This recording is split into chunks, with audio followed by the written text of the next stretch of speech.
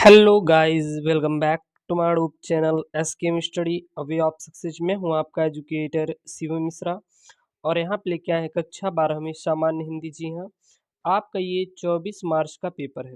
किस डेट का है? तो 24 मार्च के लिए है। और यहाँ पे मैं पूरा पूरा 100 में 100 स्कोर करवाऊंगा। और जल्द ही आपके लिए हम लाइव क्लास भी लेके आ रहे हैं अपने इस यूट्यूब चैनल एसकेएम स्टडी पे। अपने दोस्तों के साथ फटाफट वीडियो को शेयर करेंगे जितने भी दोस्त हैं। और इसका जो पीडीएफ है, जाके आप डाउनलोड कर सकते हैं हमारी वेबसाइट एसकेएम स्टडी से, जिसका लिंक डिस्क्रिप्शन बॉक्स के अंदर दिया गया है। वहां से जाके इसका पीडीएफ प्यारे बच्चों डाउनलोड कर सकते हैं। साथ ही साथ हमारी ऑफिशियल वेबसाइट है एसकेएम स्टडी क्लासेस। क्या है? SKM study classes .com। वहाँ से भी जाके आप क्लास 12th की सभी जितने भी हैं पेपर आप डाउनलोड कर पाएंगे। और अपने दोस्तों के साथ वीडियो को ज़रूर से ज़रूर शेयर करिएगा। चलिए, तो आपका जो पेपर रहेगा कक्षा 12वीं हिंदी का, उसमें कुल आपको 3 घंटे 15 मिनट का समय दिया जाएगा और पूरा पूरा 100 नंबर का पूर्णांक रहेगा। कितने अंकों का पूर्णांक रहेगा? तो 100 नंबर का क्या होने वाला है? आपका पूर्णांक होने वाला है। और आपके जो प्रारंभ के 15 मिनट दिए जाएंगे वो आपके प्रश्न पत्र को पढ़ने के लिए निर्धारित किए जाएंगे कि आप प्रश्न पत्र को पढ़िए और पढ़ पढ़ के उसका आप उत्तर दीजिए। तो देखिए, अगर आपकी हिंदी की पेपर बात करें तो इसमें 2 खंड होंगे, खंड क और क्या होगा? एक खंड ख होगा। तो आपके 2 पेपर होंगे, खंड क और क्या होगा? खंड ख। आपके 2 पेपर होंगे। तो यहाँ पे हम देखने वाले हैं, सबसे पहले खंड क देखेंगे, उसके बाद देखेंगे हम लोग क्या? खंड ख को देखेंगे।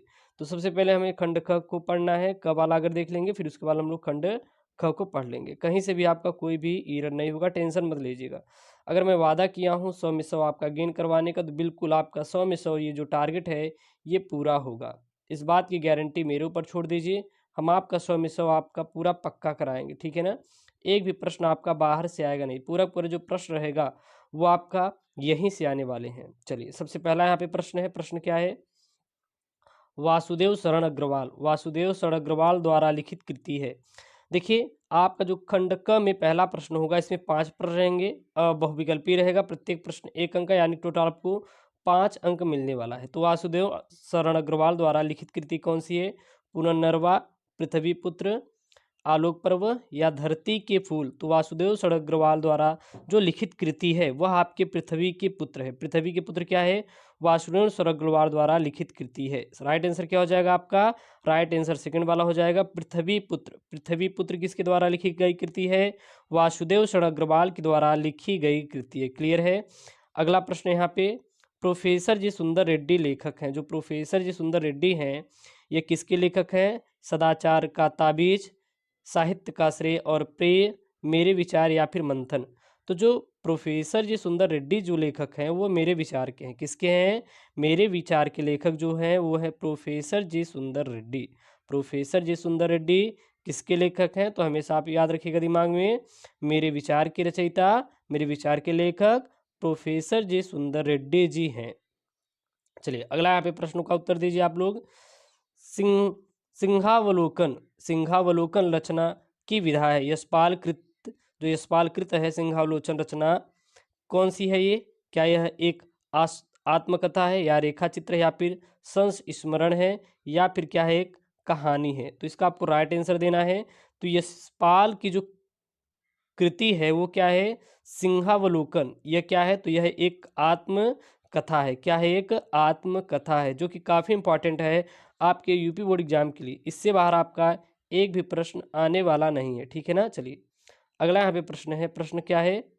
निराला की साहित्य साधना के लेखक है। जो निराला की साहित्य साधना के लेखक कौन है? सूर्यकांत त्रिपाठी निराला, महादेवी वर्मा, कन्हैयालाल मिश्र प्रभाकर या फिर डॉक्टर राम विलास शर्मा। निराला की साहित्य साधना के लेखक कौन है? तो जो निराला की साहित्य साधना है इसके जो लेखक हैं वो हैं डॉक्टर रामविलास शर्मा। डॉक्टर रामविलास शर्मा किसके लेखक हैं?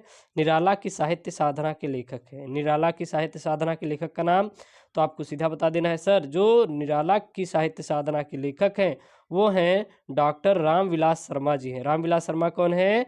निराला की साहित्य साधना के लेखक हैं। क्लियर है यहाँ तक मेरे प्यारे लाडलो? अगला प्रश्न है, चलिए यहाँ पे, आलोचनात्मक कृति साहित्य सहचर के लेखक है। आलोचनात्मक कृति साहित्य सहचर के लेखक कौन है? रामचंद्र शुक्ल है, श्याम सुंदर दास है, हजारी प्रसाद द्विवेदी हैं या हरिशंकर परसाई हैं। तो आलोचनात्मक कृति साहित्य सहचर के जो लेखक है वो है हजारी प्रसाद द्विवेदी। आलोचनात्मक कृति साहित्य सहचर के लेखक का नाम क्या है? आलोचनात्मक कृति साहित्य सहचर के लेखक का नाम है हजारी प्रसाद द्विवेदी। हजारी प्रसाद द्विवेदी कौन है? आलोचनात्मक कृति साहित्य सहचर के लेखक का नाम है, क्या नाम है? हजारी प्रसाद द्विवेदी। जी हाँ, यह काफ़ी आपके लिए इम्पॉर्टेंट है, जो कि आपकी यूपी बोर्ड परीक्षा में पूछा जाएगा, इसलिए आप इसको तैयार कर लीजिए। हर एक प्रश्न आपके लिए काफ़ी इंपॉर्टेंट होगा आपकी यूपी बोर्ड परीक्षा में। इससे बाहर आपके एक प्रश्न आएंगे नहीं, इसीलिए आप जो 24 मार्च का है ना, अगर आपका टारगेट है कि सर हमें पूरा नंबर लेके आना है, तो बिल्कुल आपका पूरा नंबर लेके आएंगे। लेकिन हाँ, आपको ज़बरदस्त मेहनत करना पड़ेगा और आपको मेहनत करने की ज़रूरत है। दूसरा प्रश्न है यहाँ पे, अब यहाँ पे देखिए दूसरा शुरू होगा। यह भी आपका दूसरा प्रश्न भी 5 अंकों का रहेगा। प्रत्येक प्रश्न आपका 1 अंक का रहेगा। तो टोटल आपको कितने अंक मिलेंगे? तो टोटल आपके जो अंक मिलेंगे वह मिलेंगे 5 अंक। तो ये भी आपको 5 अंक आपको कंप्लीट करना है, छोड़ना नहीं है। जी हाँ, एक भी प्रश्न आपको छोड़ने की ज़रूरत नहीं है, बल्कि पूरा प्रश्न क्या करना है? रट कर एकदम मेहनत करके आपको पढ़ने की ज़रूरत है और आपको पढ़ना ही है, बिल्कुल छोड़ेंगे नहीं ना। आप बिल्कुल कमेंट कीजिए कि सर बिल्कुल हम छोड़ेंगे नहीं, बिल्कुल हमें क्या करना है? पूरा पढ़ना है, मेहनत करना है, जितना मेहनत हो सके उतना करिए। आपका बस जो टाइम बचा हुआ है वो सिर्फ मेहनत करने वाला है। अगर आप मेहनत करने से पीछे हटे तो कहीं ना कहीं आप नंबर बहुत ही कम पाएंगे। तो बिल्कुल आपको क्या करना है? दिन रात मेहनत करना है। क्या करना है? दिन रात मेहनत करना है। हिंदी साहित्य का प्रथम कवि किसको माना जाता है? सवर सरहपा को, या फिर सवरपा को, या फिर देवसेन को, या फिर सरहपा को, या फिर खुमार रासू को। तो जो हिंदी साहित्य का प्रथम कवि माना जाता है वो सरहपा को माना जाता है। सरहपा तो क्या माना जाता है? हिंदी साहित्य का प्रथम कवि माना जाता है। अगला प्रश्न यहाँ पे, नई कविता युग की रचना है। नई कविता युग की रचना कौन सी है? जो नई कविता है किस युग की रचना है? यामा, खुशबू के शिलालेख, या प्रलय सीजन, या फिर पुररवा। तो जो खुशबू के शिलालेख है ये नई कविता युग की रचना है। नई कविता युग की रचना क्या है? खुशबू के शिलालेख। अगला है यहाँ पे प्रश्न, तार सप्तक का प्रकाशन वर्ष है। तार सप्तक का जो प्रकाशन वर्ष है वह कब माना जाता है? तो जो तार सप्तक का प्रकाशन वर्ष है माना जाता है वह आपका माना जाता है 1954, 1943, 1938 या फिर 1936। तो तार सप्तक का प्रकाशन वर्ष 1943 माना जाता है। तार सप्तक का प्रकाशन वर्ष कब माना जाता है? तार सप्तक का प्रकाशन वर्ष 1943 माना जाता है। तार सप्तक का प्रकाशन वर्ष पूछ लेगा तो क्या बताएंगे? तो सीधा आपको बताना है सर तार सप्तक का जो प्रकाशन वर्ष है वो 1943 माना जाता है। अगला प्रश्न यहाँ पे, भारतेंदु हरिश्चंद्र द्वारा प्रकाशित पत्रिका है। भारतेंदु हरिश्चंद्र द्वारा प्रकाशित पत्रिका कौन सी है? सरस्वती, कल्पना, कविवाचन सुधा, ज्ञानोदय। तो जो भारतेंदु हरिश्चंद्र द्वारा प्रकाशित पत्रिका है वह आपका है कविवाचन सुधा। कविवाचन सुधा क्या है? भारतेंदु हरिश्चंद्र द्वारा प्रकाशित पत्रिका है। तो भारतेंदु हरिश्चंद्र द्वारा प्रकाशित पत्रिका का नाम क्या है? कविवाचन सुधा जो है यह भारतेंदु हरिश्चंद्र द्वारा प्रकाशित पत्रिका का नाम है। क्लियर है? अगला प्रश्न यहाँ पे, रीतिकाल की सर्वाधिक महत्वपूर्ण प्रवृत्ति है। रीतिकाल की सर्वाधिक महत्वपूर्ण प्रवृत्ति क्या है? राजा प्रशस्ति, सिंगारिकता, रीति निरूपणता, या फिर नीति। तो रीतिकाल की सर्वाधिक महत्वपूर्ण जो प्रवृत्ति है वो जो प्रवृत्ति क्या है? तो वह है, आपको स्वयं ढूंढ के कमेंट बॉक्स में कमेंट करना है कि इसका उत्तर क्या होगा, क्योंकि इसका मैं ढूंढा था, इसका सही ऑप्शन नहीं मिला। तो इसलिए आपको इसका क्या करना होगा? ढूंढना होगा आपको खुद को, और कमेंट करना है कि बिल्कुल सर यही प्रश्न का यही उत्तर होगा। तो इसको आपको स्वयं हल करना है। क्लियर है ना? चलिए, कोई दिक्कत नहीं, कहीं से भी आएगी, बिल्कुल भी आपको घबराना नहीं। अब यहाँ पे क्या है? गद्यांश पद्यांश पर आधारित प्रश्न है। क्या बनेगा? गद्यांश पद्यांश पर आधारित प्रश्न बनेगा। और गद्यांश पद्यांश पर आधारित जो प्रश्न बनेगा टोटल आपका 10 अंकों का गद्यांश पद्यांश पर आधारित प्रश्न बनेगा। यहाँ पे 5 प्रश्न बनेंगे, प्रत्येक प्रश्न 2 अंकों का रहेगा। टोटल कितना? आपको 10 नंबर मिलेंगे। यहाँ पे गद्यांश क्या है? गद्यांश ये है कि माता अपने सब पुत्रों को समान भाव से चाहती है। जो माताएं होती हैं उनके चाहे जितने भी पुत्र हों, चाहे 1 हों, चाहे 10 हों, चाहे 20 हों, लेकिन सभी पुत्रों को समान भाव से देखती है। कोई अगर नालायक है तब भी उसको प्यार करेगी, कोई सबसे अच्छा है तो उसको भी प्यार करेगी। इसी प्रकार पृथ्वी पर बसने वाले जन बराबर हैं। इसी प्रकार जितने भी पृथ्वी पर निवास करने वाले जन हैं, जीव हैं, धरती माँ भी इन्हीं जनों को माता के स्वरूप ही, जैसे माता अपनी सब बच्चों को समान भाव से मानती है, उसी प्रकार पृथ्वी भी जितने भी यहाँ पे निवास कर रहे हैं लोग हैं, उनको भी समान भाव से चाहती है। उनमें ऊंच और नीच का भाव नहीं है। जो मातृभूमि के उदय के साथ जुड़ा हुआ है वह समान अधिकार का भागी है। पृथ्वी पर निवास करने वाले जनों का विस्तार अनंत, नगर और जनपद और गांव, जंगल और पर्वत नाना प्रकार के जनों से भरे हुए हैं। ये जन अनेक प्रकार की भाषाएं बोलने वाले और अनेक धर्मों के मानने वाले हैं। फिर ये भी मातृभूमि के पुत्र हैं। फिर भी ये क्या है? मातृभूमि के पुत्र हैं। अब यहाँ से 5 प्रकार प्रश्न बनेंगे। सबसे पहला क्या प्रश्न बनेगा? पुत्र को समान भाव से कौन रखती है? जो पुत्र होती हैं उनको समान भाव से कौन चाहती है? तो यहाँ पे देख सकते हैं, जो माता होती है। कौन? जो माता होती है अपने पुत्रों को समान भाव से चाहती है। यहाँ पे किसका मेंशन किया गया? तो यहाँ पे पृथ्वी से लिया गया है, पृथ्वी को मेंशन किया गया है। तो इसलिए यहाँ पे आप दे सकते हैं कि जो माता होती है, माता अपने पुत्रों को समान भाव से चाहती है। कौन सी माता? पृथ्वी माता। पृथ्वी माता अपनी सभी पुत्रों को क्या कैसे चाहती है? समान भाव से चाहती है। अगला प्रश्न यहाँ पे प्रश्न क्या है? समान अधिकार का भागी कौन है? समान अधिकार का भागी कौन है? तो यहाँ पे देखिए, वह समान अधिकार का भागी है जो जो किससे जुड़ा हुआ है? पृथ्वी के उदय के साथ जुड़ा हुआ है, वह समान अधिकार का भागी है। तो समान अधिकार का भागी कौन है? अब जितने भी जीव हैं, जितने भी जन हैं, वो किससे जुड़े हुए हैं?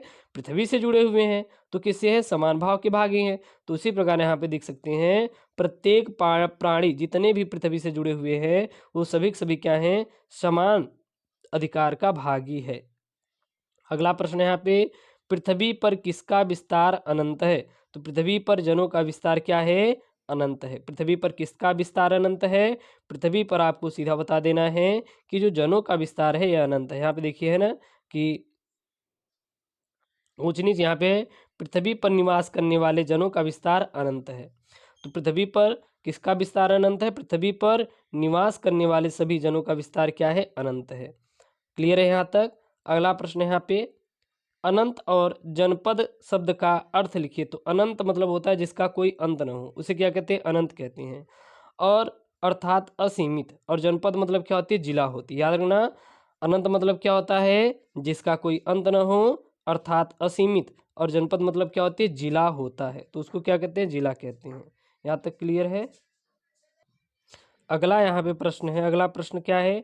पाठ का शीर्षक और लेखक का नाम लिखिए। जी हाँ, पाठ का शीर्षक और यहाँ पे लेखक का नाम लिखने के लिए प्रश्न बना हुआ है, और इसको ही कहते हैं संदर्भ। क्या कहते हैं? संदर्भ लिखने के लिए। तो यहाँ पे क्या हो जाएगा? उसका उत्तर सीधा लिखेंगे, प्रस्तुत पद्यांश का शीर्षक राष्ट्र का स्वरूप है और इसके लेखक वासुदेव शरण अग्रवाल जी हैं। याद रखना, क्या लिखेंगे? प्रस्तुत पद्यांश का शीर्षक राष्ट्र का स्वरूप है और इसके लेखक वासुदेव शरण अग्रवाल जी हैं। अब यहाँ पे है पद्यांश पर आधारित प्रश्न। पद्यांश पर आधारित प्रश्न भी कितने अंक का बनेगा? पूरा 10 अंकों का बनेगा। 5 प्रश्न बनेंगे और 2 अंक मिलेंगे, तो टोटल कितना आपका 10 अंक हो जाएगा। कितने अंक हो जाएगा? 10 अंक हो जाएगा। यहाँ पे है क्या? पद्यांश क्या है देख लेते हैं। मेरे प्यारे नौ जलद से कंज से नेत्र वाले, जाके आए न मधुबन से और न भेजा संदेशा। मैं रो रो के प्रिय विरह से बावली हो रही हूँ, जाके मेरी सब दुख कथा श्याम को तू सुना दे। तो यहाँ पे जो राधा है वो पवन दूतिका से रो रो कर बताती हैं कि मेरे प्यारे नव जलद से कंज से नेत्र वाले, यानी कि जिसके नव जलद से कंज, कंज मतलब जानते हैं आप क्या होता है? कि जैसे सितारे होते हैं ना, तो नेत्र वाले जाके मधुबन से और न भेजा संदेशा। आप मधुबन में चले गए लेकिन अभी तक कोई आपका संदेशा नहीं भेजा, और मैं यहाँ पर रो रो कर क्या हो रही हूँ? बावली, पागल हो रही हूँ। जाके मेरा सब दुख कथा श्याम को तू सुना दे। और आप जाइए और वहाँ पे अपने श्याम को बता दो कि मैं कितनी यहाँ पे रो रो कर बावली हो गई हूँ। तो सबसे पहला यहाँ पे प्रश्न बनता है कि राधा किसके द्वारा कृष्ण को संदेश भिजवाती है? तो राधा जो है पवन दूतिका, राधा पवन को दूतिका बनाकर उसके द्वारा कृष्ण को संदेश भिजवाती है। राधा किसके द्वारा संदेश भिजवाती है? तो राधा याद रखना पवन को दूतिका बनाकर, दूत, दूत का मतलब समझते हैं, जैसे कि पहले क्या होता था, जो एक राजा होते थे वो क्या करते थे, दूसरे राज्य में भेजते थे और कहते थे कि आप हमारा दूत बन के इस राज्य में जाइए और उस राज्य की जो राजा हैं उनको बताइए कि हमारा क्या मांग है, कुछ इस टाइप से होता था। तो उसको ही कहते हैं दूत। क्या होता है? दूत। अगला प्रश्न यहाँ पे, कृष्ण का सौंदर्य कैसा है, उल्लेख कीजिए। तो जो कृष्ण का सौंदर्य है वो कैसा है? तो यहाँ पे लिखेंगे भगवान श्री कृष्ण का सौंदर्य नवीन मेघ जैसी शोभा वाले और कमल जैसे नेत्र वाले है, नव जलद और कंज से नेत्र वाले, यानी कि कृष्ण नवीन मेघ जैसी शोभा वाले और कमल जैसे नेत्र वालों हैं। अगला प्रश्न यहाँ पे, रेखांकित अंश की व्याख्या कीजिए। रेखांकित अंश की व्याख्या करने के लिए दिया है, राधा पवन से कहती हैं, अब रेखांकित अंश कहाँ से कहाँ तक है? यहाँ पे है, प्यारे नव जलद से कंज से नेत्र वाले, जाके आए न मधुबन से और न भेजा संदेशा। तो इसका अर्थ क्या हो जाएगा? इसका अर्थ हो जाएगा, राधा पवन से कहती है कि भगवान श्री कृष्ण मथुरा जाकर वापस नहीं आए तथा वहाँ से न कोई उन्होंने संदेशा भिजवाया, वहाँ से न कोई संदेशा भिजवाया। तो इसका अर्थ यहाँ से यहाँ तक है। क्लियर है? इसका ये क्या है? अर्थ है। यहाँ तक अगर आपको समझ में आ रहा है तो बिल्कुल आपको क्या करना है, कमेंट कर देना है। कमेंट बॉक्स ओपन है, यहाँ पे आपको क्या करना है, कमेंट कर देना है। क्लियर है? चलिए अगला प्रश्न है। यहाँ पे प्रश्न क्या है कि राधा की मनोदशा का वर्णन कीजिए। जो राधा की मनोदशा है उसका क्या करना है, आपको वर्णन करना है। तो राधा की मनोदशा का वर्णन आपको करने के लिए दिया है, तो यहाँ पे क्या लिखेंगे हम? इसका उत्तर आप लिखेंगे कि जो राधा पवन से कहती है कि मैं श्री कृष्ण के वियोग में रोकर पागल हो गई हूँ और मेरी विरह दशा उन्हें सुना देना, यानी कि जो राधा है यह यही कह रही हैं कि मैं रो रो कर पागल हो गई हूँ और मेरी यह जो दशा है जाके अपने कृष्ण को सुना देना। अगला यहाँ पे प्रश्न बना है। प्रश्न क्या बना है? उपयुक्त पद्यांश के शीर्षक और कवि का नाम लिखना है। तो प्रस्तुत पाठ का शीर्षक पवन दूतिका है और अयोध्या सिंह उपाध्याय यानी कि हरिऔध जी इनके रचनाकार हैं। प्रस्तुत पद्यांश का शीर्षक कौन है? पवन दूतिका जी हैं, याद रखना। और अयोध्या सिंह उपाध्याय यानी कि हरिऔध कौन है? इसके रचनाकार हैं। अगला यहाँ पे प्रश्न है। प्रश्न क्या है कि निम्नलिखित में से लेखक साहित्य परिचय देते हुए कृतियों का उल्लेख कीजिए। शब्द सीमा कितना है? 80 शब्द और 5 अंक आएगा। जीवन परिचय लीजिए। साहित्यिक परिचय देते हुए उनकी कृतियाँ, बोला ना कि जितने भी आपकी इंपॉर्टेंट रहेंगे जो कि आपकी यूपी बोर्ड एग्जाम में आएंगी उन्हीं प्रश्नों को हम लोग डिस्कशन करेंगे। और जो ये आने वाली वीडियोज़ है 100 में 100 अंक बिल्कुल आपको पक्का करवाएंगे। जितने भी वीडियो आएंगी, जितने भी आपको हिंदी की वीडियो आएंगी, पूरा 100 में 100 आपको पक्का करवाएंगी। जैसे ही आप हिंदी का पेपर हो जाएगा उसके बाद जितने भी रहेंगे, वो चाहे आपका हिस्ट्री का हो, ज्योग्राफी का हो, जितना भी रहेगा सारा का सारा मैं आपको यहाँ पे अवेलेबल करवाऊंगा। ठीक है ना? बिल्कुल आप टेंशन मत लीजिएगा। डॉक्टर कन्हैया लाल मिश्र प्रभाकर, डॉक्टर हजारी प्रसाद द्विवेदी, हरिशंकर परसाई, यानी कि इन पर आपको क्या लिखना है? इनकी कृतियाँ और इनका साहित्यिक परिचय देते हुए इनका कृतियाँ लिखना है। तो मैंने यहाँ पे लिया है डॉक्टर हजारी प्रसाद द्विवेदी जी को। किसको लिया? डॉक्टर हजारी प्रसाद द्विवेदी जी को। तो यहाँ पे मैं क्या लिखूंगा? आचार्य हजारी प्रसाद द्विवेदी का जन्म बलिया जिले के दुबे का छपरा नामक गांव में एक सरयू पारी ब्राह्मण परिवार में सन 1907 ईस्वी में हुआ था।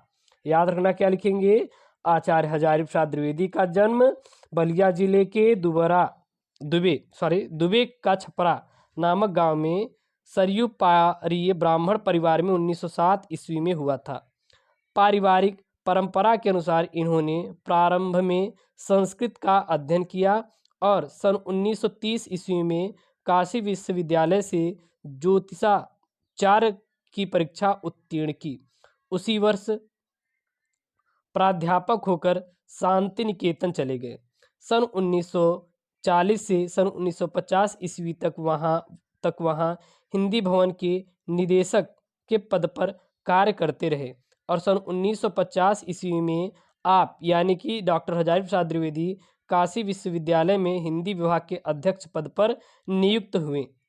इससे एक वर्ष पूर्व ही लखनऊ विश्वविद्यालय द्वारा आप यानी कि आचार्य हजारी प्रसाद द्विवेदी डी.लिट की सम्मानित उपाधि से विभूषित हुए और भारत सरकार ने 1907 ईस्वी में इन्हें पद्म भूषण की उपाधि भी प्रदान किया और सन 1960 से 1966 ईस्वी तक ये चंडीगढ़ विश्वविद्यालय में हिंदी विभाग के अध्यक्ष रहे और इनका देहांत 18 मई सन 1979 को हो गया।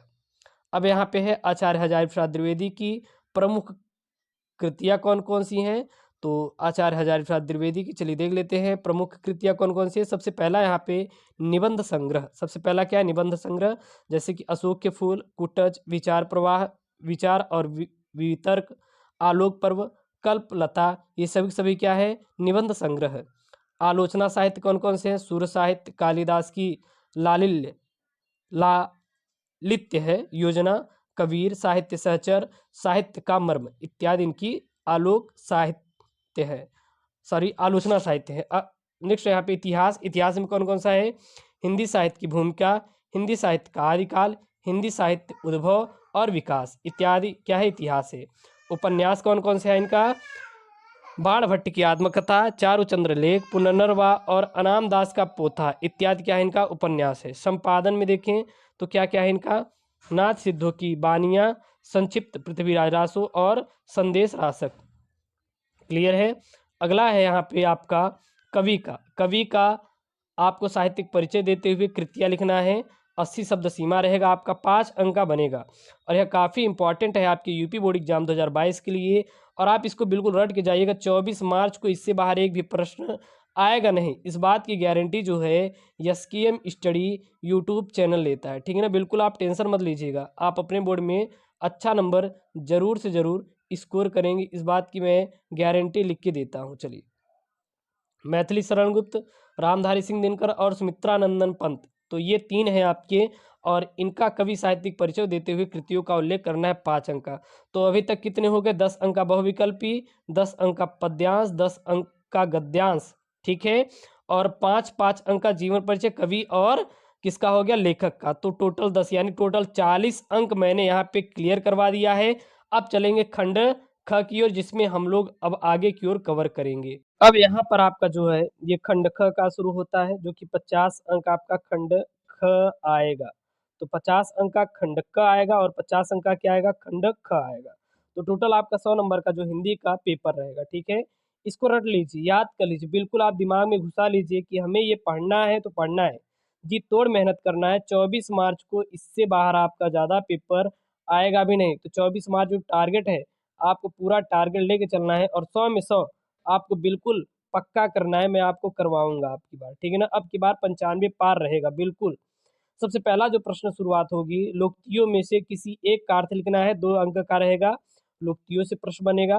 तो सबसे पहला यहाँ पे प्रश्न मैं ले रहा हूँ, निम्नलिखित मुहावरे और लिखकर वाक्य प्रयोग में कीजिए, यानी जो मुहावरे हैं उसको लिखकर उनका वाक्य प्रयोग करना है। तो सबसे पहला यहाँ पे है मुहावरा, आंखों का तारा होना। आंखों का तारा होना यानी कि बहुत प्यारा होना।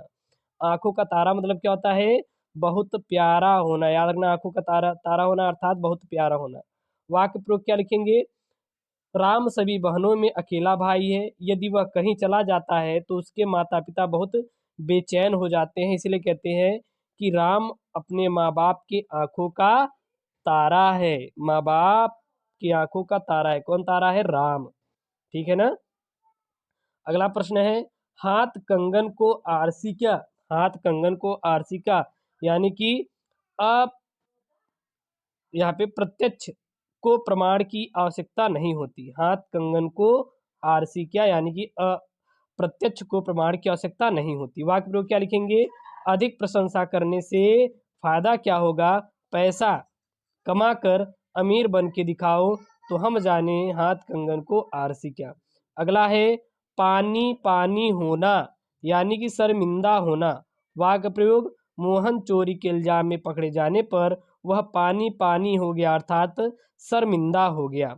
पानी पानी होना यानी कि शर्मिंदा होना। वाक्य प्रयोग क्या हो जाएगा? मोहन चोरी के इल्जाम में पकड़े जाने पर वह पानी पानी हो गया अर्थात शर्मिंदा हो गया।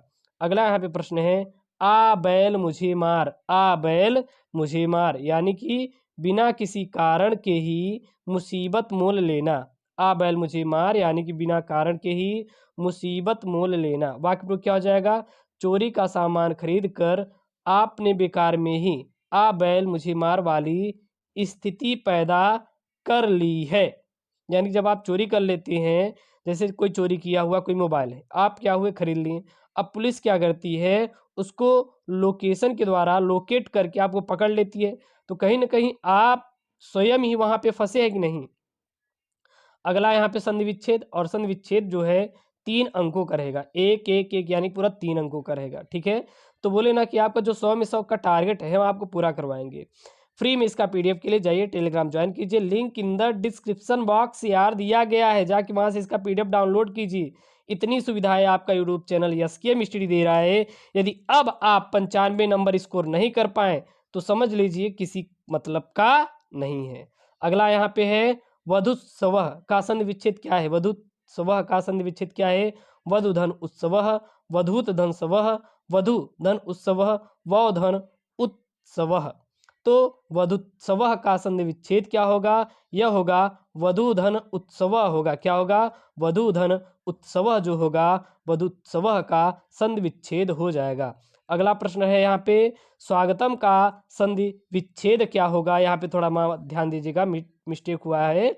स्वागतम का संधि विच्छेद क्या होगा? स्वाधनगतम, सुधानागतम, शोधन आगतम या स्वाधनतम। तो स्वागतम का जो संधि विच्छेद होगा वो होगा सुधन आगतम। सुधन आगतम किसका होगा? स्वागतम का संधि विच्छेद होगा। क्लियर है यहाँ तक? अगला प्रश्न यहाँ पे, नायकः। नायकः का संधि विच्छेद क्या होगा? नाधन यकः, नायधन कः, नेधन अकः, नयधन अकः। तो नायकः का संधि विच्छेद जो होगा वो होगा नयधन अकः। नयधन अकः किसका संधि विच्छेद होगा? नायकः का संधि विच्छेद होगा। क्लियर है? अगला है यहाँ पे विभक्ति और वचन से प्रश्न, जो कि आपका 2 अंक का आपके यूपी बोर्ड परीक्षा 24 मार्च को आएगा। मैं बोला ना, पूरा पूरा पेपर आपको देंगे, पूरा पूरा मॉडल पेपर देंगे, जो कि आपके 100% प्रश्न आने की संभावना है। केवल इन्हीं के लास्ट डेज आपके बचे हुए हैं, और लास्ट डेज में मार देना छक्का चौका, एकदम फोड़ के तोड़ देना है, आग लगा देना है। ठीक है ना? यहाँ पे है सरिताम में विभक्ति और वचन है। जो सरिताम है इसमें कौन सी विभक्ति और कौन सा वचन है?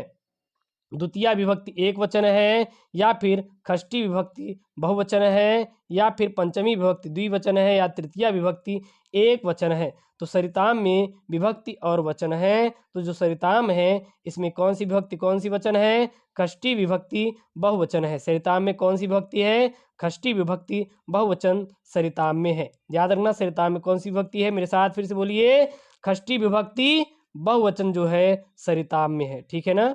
अगला है सर्व इसमिन में विभक्ति और वचन है। सर्व इसमिन में विभक्ति और वचन है। कौन सा विभक्ति और वचन है सर्व इसमिन में? द्वितीय विभक्ति एक वचन, प्रथमा विभक्ति बहुवचन, सप्तमी विभक्ति एक वचन, या पंचमी विभक्ति द्विवचन। तो इसमें जो सर्व इसमन में जो आपकी है उसमें सप्तमी विभक्ति एक वचन है। क्या है? सप्तमी विभक्ति एक वचन है।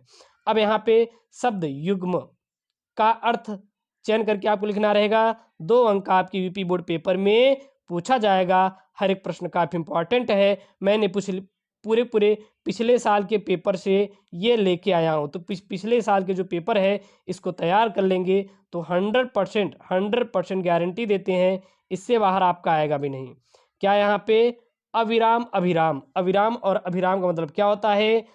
लगातार और आनंदकर, बिना रोक के या लगातार और सुंदर, अवनरत अनवरत ये और आकर्षक या सुंदर और आकर्षक। तो अविराम का जो मतलब होता है लगातार होता है, यानी कि बिना रोक के, बिना रोक के। और अभिराम मतलब क्या होता है? सुंदर होता है। तो अविराम मतलब क्या होता है? बिना रोक के या लगातार, और अभिराम मतलब होता है सुंदर होता है। क्या होता है? सुंदर होता है। क्लियर है? अगला यहाँ पे बात वात क्या है? बात और वात, यहाँ पे वात रहेगा, नॉट बात रहेगा। क्या रहेगा? वात रहेगा। क्लियर है? क्या रहेगा? वात रहेगा। ठीक है ना? यहाँ पे वात है, ये वात है, ये वात है, ये वात है, क्या है? वात। तो वात वात, बात और वात, वार्ता और हवा, रोग और दवा, वायु और विकार, विचार और शिकार। तो बात मतलब होती है वार्ता, क्या होती है? बात मतलब वार्ता। और वात, वात मतलब हवा होती, क्या होती है? वात मतलब हवा होती है। अगला है यहाँ पे, निम्नलिखित शब्दों में से किसी एक शब्द के दो अर्थ लिखिए। 2 अंक का आपके यूपी बोर्ड परीक्षा में पूछा जाए। कितने अंक का आएगा? 2 अंकों का आएगा, 2 अंकों का आएगा। क्या है यहाँ पे? वर। वर का मतलब क्या होता है? वर मतलब होता है दूल्हा, वरदान और श्रेष्ठ होता है। वर मतलब क्या होता है? दूल्हा, वरदान और श्रेष्ठ होता है। द्विज मतलब क्या होता है? द्विज मतलब ब्राह्मण होता है, क्षत्रिय होता है और वैश्य होता है। द्विज मतलब क्या होता है? याद रखना, ब्राह्मण, क्षत्रिय, वैश्य क्या होता है? द्विज मतलब होता है। आसक्ति, राग मतलब क्या होता है? राग मतलब आसक्ति और प्रेम होता है। राग मतलब आसक्ति और प्रेम होता है, याद रखना। अगला है यहाँ पे, निम्नलिखित वाक्यांशों के लिए एक शब्द का चयन करके अपनी उत्तर पुस्तिका में लिखिए, जो कि 2 अंक के आपके यूपी बोर्ड परीक्षा में पूछा जाएगा। यहाँ पे है क्या? जो ईश्वर में विश्वास रखता है, यानी जो ईश्वर में विश्वास है।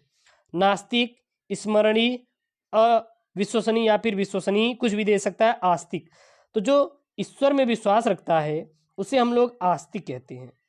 जो ईश्वर में विश्वास रखता है उसे हम लोग आस्तिक कहते हैं। और जो ईश्वर में विश्वास नहीं रखता उसे हम लोग नास्तिक कहते हैं। जो ईश्वर में विश्वास रखता है उसे आस्तिक कहते हैं, जो ईश्वर में विश्वास नहीं रखता उसे हम लोग नास्तिक कहते हैं। अगला प्रश्न है, जानने की इच्छा रखने वाला क्या होता है? ज्ञानी, जिज्ञासु, जिज्ञासा और जानकार। तो जानने की इच्छा रखने वाला जो होता है वो जिज्ञासु होता है। जानने की इच्छा रखने वाला क्या कहलाता है? जिज्ञासु कहलाता है।